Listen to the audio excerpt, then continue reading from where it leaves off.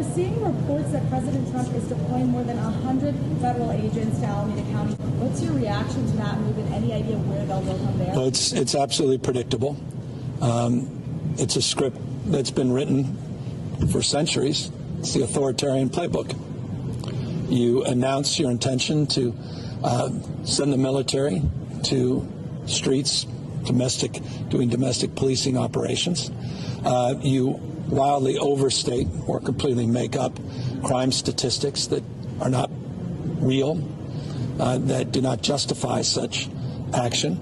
And for this administration, you send first masked men to the cities that you want to militarize. You send your spokesperson, bloviator by the name of Bovino, I think is his name, or the bagman, Homan, out there.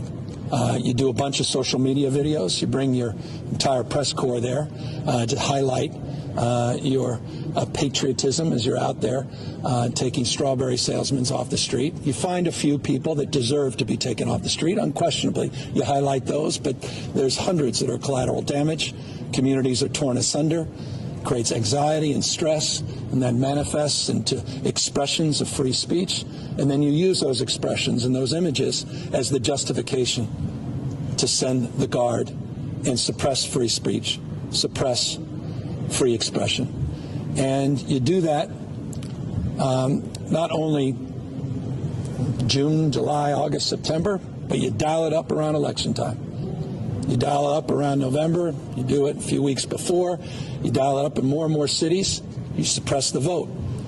And you continue the path of rigging what we know is the intention of this administration, to rig next year's midterms and perhaps to wreck this country, as this president has tried to do on multiple occasions. And I don't need to give you any more evidence of that than what he tried to do on January 6th, where he tried to light a match to democracy. He tried to wreck this country, tried to dial in and find 11,000, 12,000 votes in Georgia. And, of course, what he's doing and just did in North Carolina, what he's trying to do in Indiana, what he did with 5 votes in Texas. It's code red for our democracy.